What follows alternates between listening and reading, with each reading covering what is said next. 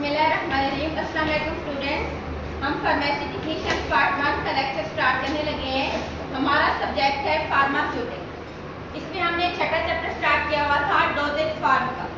तो last lecture में हमने अपना टॉपिक सस्पेंशन स्टार्ट किया था, जिसमें हमने सस्पेंशन की डेफिनेशन डिस्कस की थी। देन हमने उसको बताया, ये देखा था कि हम उसको कितना रूट से यूज कर सकते हैं। उसके बाद हमने पढ़ा था कि qualities of a good suspension.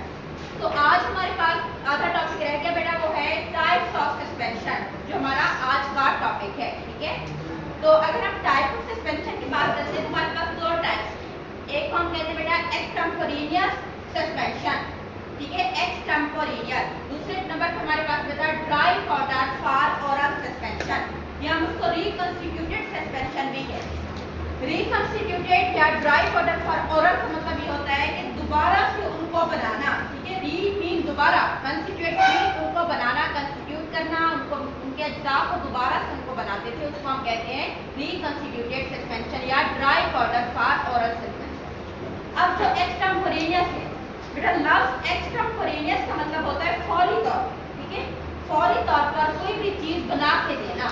अब हम क्या करते हैं, उन्होंने लिखा है कि extemporaneous are prepared just before dispensing to the patient. Patient को देने से पहले या पेशेंट को एडमिनिस्टर करने से पहले जो हम फौरी तौर पर ऑन द स्पॉट बनाते हैं, उसको हम कहते हैं एक्सटेम्पोरेनियस। ठीक है, एक्सटेम्पोरेनियस का मतलब क्या है, फौरी तौर, यानी कि पेशेंट को देने से पहले ऑन द स्पॉट फौरी तौर पर जो चीज़ हम बना के देते हैं उसको हम कहते हैं एक्सटेम्पोरेनियस। अब मैं आपको एग्जांपल किस तरह देते हैं बेटा। फॉर एग्जांपल छोटे बच्चे हैं या हमारे पास ओल्डर एज के जो पेशेंट आते हैं, वो उनकी प्रिस्क्रिप्शन में लिखा होता है कि टैबलेट है, लेकिन उस वक्त को उनको छोटे बच्चों को टैबलेट को नहीं ले सकते, या जो ओल्डर एज पेशेंट होते हैं उनको टैबलेट में कोई गले का प्रॉब्लम होता है या टैबलेट को नहीं लेते। तो ऐसे पेशेंट जब हमारे पास फार्मेसी पे आते हैं तो वो कहते हैं कि हमें उसकी अल्टरनेटिव सिरप चाहिए। अब होता ये है कि अगर सिरप नहीं है हमारे पास, ठीक है, फॉर एग्जांपल, तो हम क्या करेंगे, उसी टाइम पेशेंट की नीड के अकॉर्डिंग हम उस टैबलेट को उठाएंगे बेटा, टैबलेट या कैप्सूल को। उसके बाद हम लेंगे एक क्रिस्टल एंड वाटर। वो देखो, ये फार्मेसी में एक लाजमी रिक्वायरमेंट है, आपकी बुक पे फ्रंट पेज पे ये बनी भी हुई है। ठीक है, इसी तरह एक्सटेम्पोरेनियस के आगे आपको नजर आ रही है ना, ये हमारे पास है क्रिस्टल एंड वाटर, इसका नाम है। ये जो आपको प्याले की तरह नजर आ रहा है ये वाटर है, और ऊपर जो हमारे पास एक डंडा टाइप है ये है क्रिस्टल। अब हम इसमें क्या करते हैं कि वो टैबलेट डालते हैं, डालने के बाद बेटा उसको क्रश करके पाउडर में करवाते हैं। अब वो पाउडर बन जाता है, फिर उस पाउडर को हम पानी के अंदर डिजॉल्व करके जितना क्वांटिटी में डालना है हम पेशेंट को एक उसी टाइम सस्पेंशन बना के दे देते हैं। यानी कि आपको टैबलेट नहीं निकल सकता था ना, लेकिन हमने क्या किया, उसी टैबलेट को उसको सस्पेंशन बना के दे दी, तो वो फिर इजीली उस चीज को ले लेता है। तो इस तरह की प्रिपरेशन को हम कहते हैं एक्सटेम्पोरेनियस। ठीक है, यानी कि according to the need of patient on the spot, जो हम उसी टाइम जो भी चीज प्रिपेयर करके देते हैं उसको हम कहते हैं एक्सटेम्पोरेनियस। क्लियर है? एक्सटेम्पोरेनियस कैसे बनाओगे बेटा, क्रिस्टल एंड वाटर हमारे पास होनी चाहिए, उसमें हम टैबलेट या कैप्सूल डालेंगे, उसको फिर क्रश करेंगे, पाउडर बनेगा, फिर पाउडर को हम पानी में डिजॉल्व करेंगे जितना चाहिए हमें, अपने हमारे पास उसकी स्पेसिफिकेशन होगी, ठीक है, रेफरेंस पेज होगा, इसको देख के हमने बनानी है, फिर हम पेशेंट को दे देंगे। क्लियर है यहाँ तक?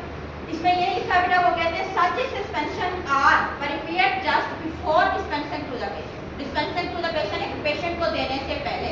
फॉर एग्जांपल, वो कहते हैं infants who are unable to swallow the solid dosage form such as tablet and capsule and no other liquid dosage form is available।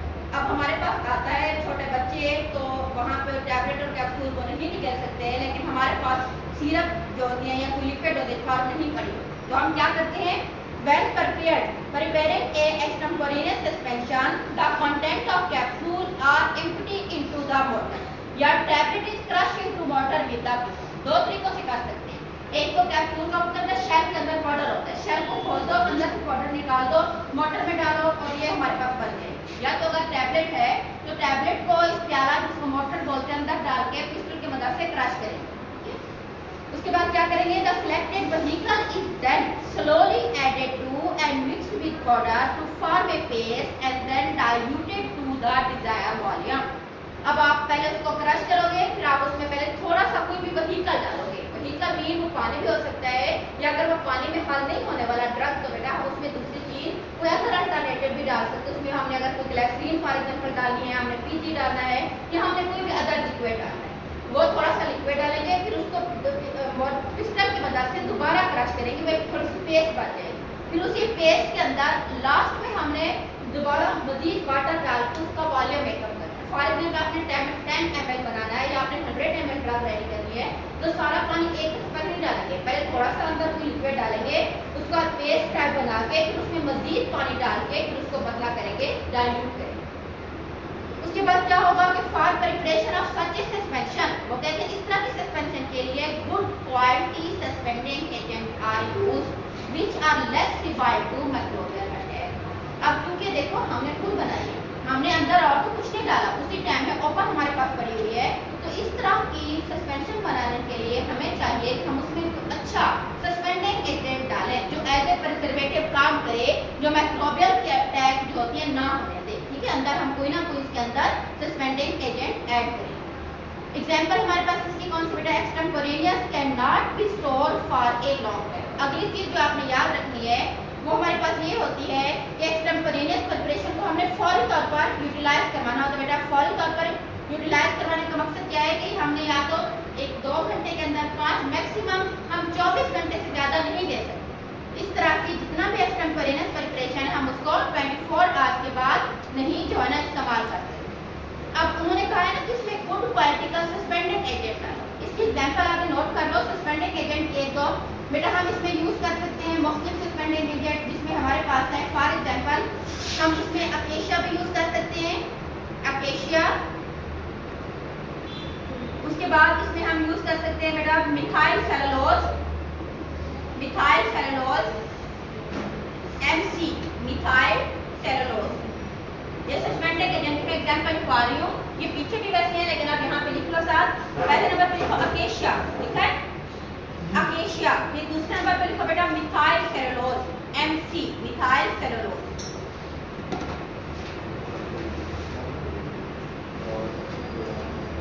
उसके बाद एक तीसरे लिख लो कार्बोपोल, कार्बोपोल CARBO, कार्बोपोल्स, कार्बोपोल। ये 3 एग्जाम्पल है सस्पेंडिंग एजेंट की। तो ये हमारे पास फॉर्मेशन में पड़ी होंगी, फिर जब हम इनको क्रश करके ये बनाएंगे तो हमने साथ में ये भी अंदर ऐड करना हो गया। तो ये आपकी 2-3 एग्जाम्पल इसमें कर। अच्छा ये तो था एक्सटेम्पोरेनियस, समझ आ गया है, यानी कि एक्सटेम्पोरेनियस का मतलब है just before administration to patient according to the need of patient. दूसरे नंबर पे बेटा dry powder for oral suspension. इसमें कुछ भी मुश्किल, अब आपके पास जिस तरह हम एंटीबायोटिक लेते हैं बेटा, खास तौर पर कौन सी एंटीबायोटिक जिसमें हमारे पास पेनिसिलिन आती है, एम्पिसिलिन के नाम से, इस तरह अमोक्सिसिलिन के नाम से आती हैं मुख्तलिफ, ठीक है, या हमारे पास बेरियम सल्फेट पाउडर अलग बना होता है। डॉक्टर हमें कहता है कि घर में जाके इसमें आपने पानी डालना है, साथ में एक छोटा कप होता है और कप जिस तरह बनाया उसके ऊपर नंबर होते हैं, तो वो उसमें लिखा होता है कि आपने इतना ml इसमें पानी डालना है। तो वो हमारे पास होते हैं ड्राई पाउडर फॉर ओरल। अब उनकी मैक्सिमम या तो 7 दिन में यूज़ कर सकते हैं या 14 दिन में, 11 दिन में, इससे ज़्यादा वो इस्तेमाल नहीं होता। अब उसमें क्या होता है कि वो जो पाउडर अंदर होता है बेटा बोतल के अंदर, उसमें सब कुछ होता है, एक्टिव होता है, colour, flavour, each and everything होती है सिवाय वाटर। हम बाद में घर जाकर उसमें जस्ट वाटर डालते हैं, ठीक है, प्योरीफाइड उसमें वाटर डालेंगे, फिल्टर वाटर डालते हैं।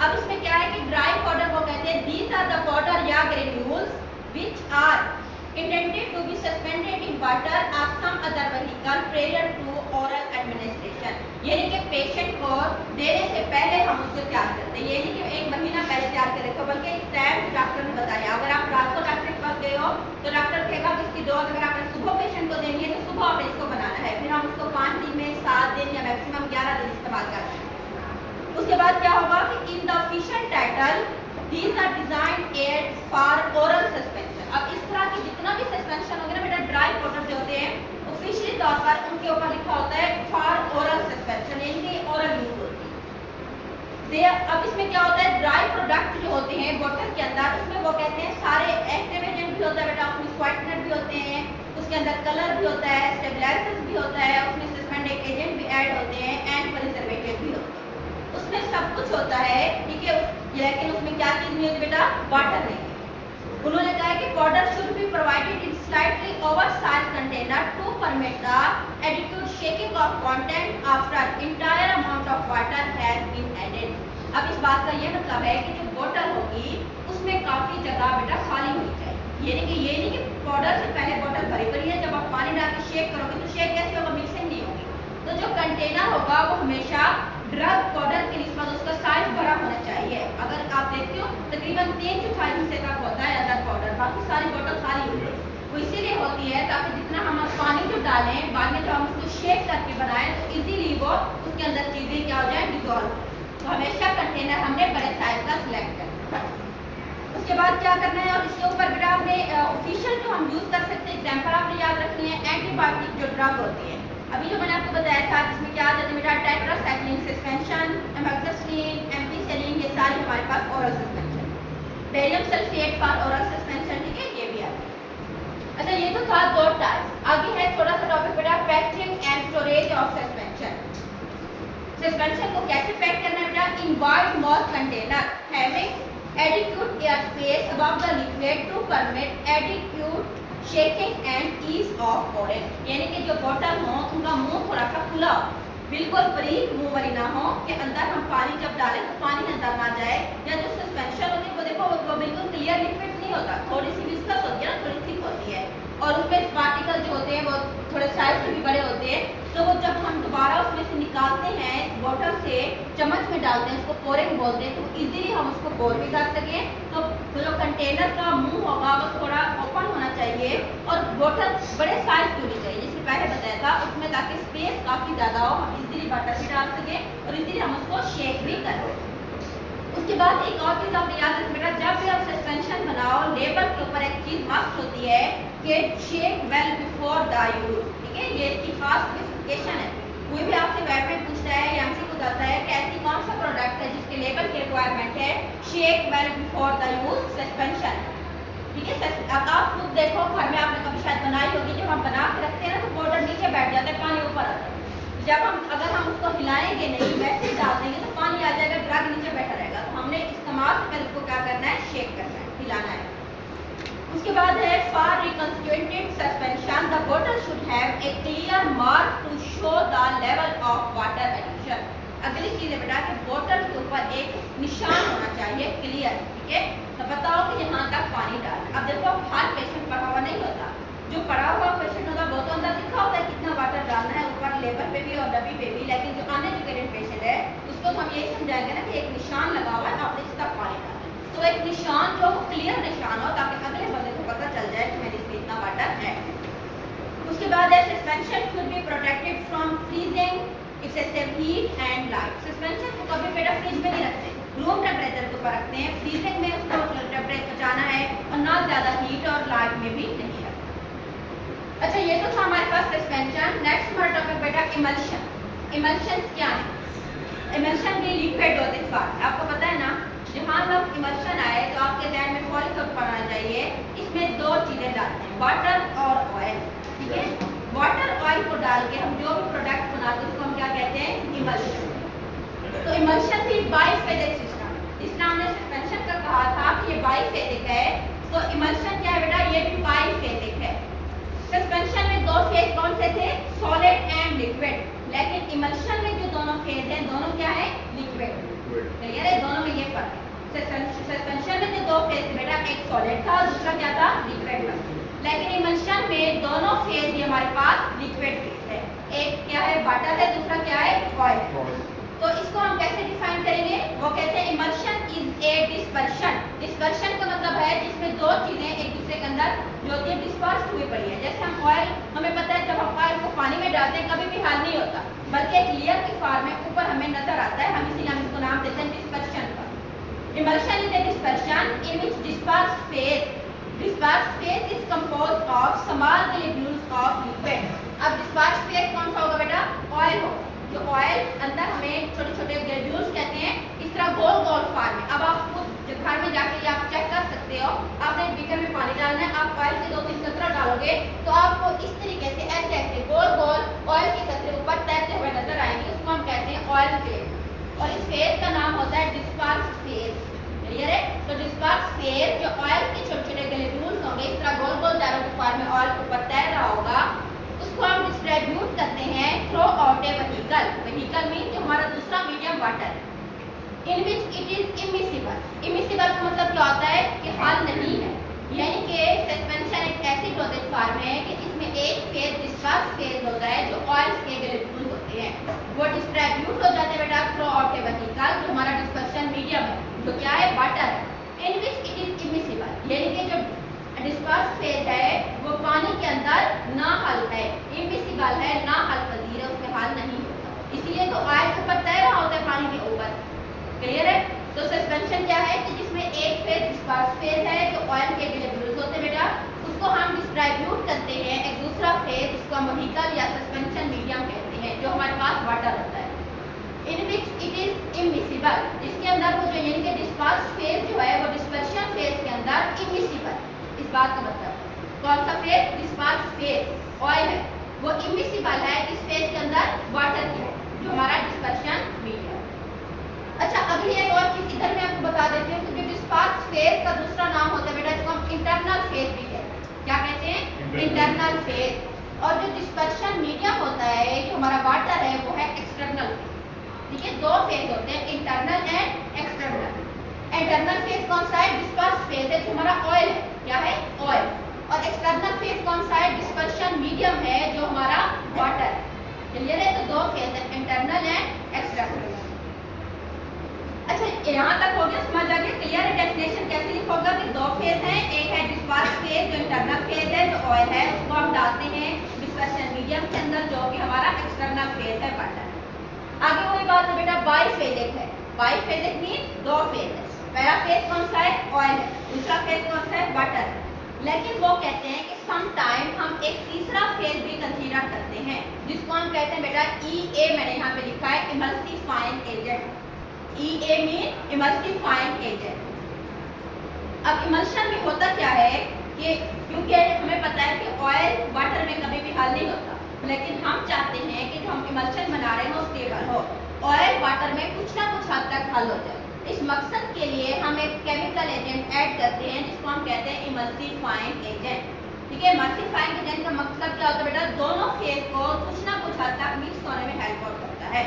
और इमल्सिफाइंग एजेंट के हमारे पास एग्जांपल कौन सा बेटा? अकेशिया गम। ठीक है, अकेशिया गम ये हमारे पास है इमल्सिफाइंग एजेंट, बेशक साथ लिख लो।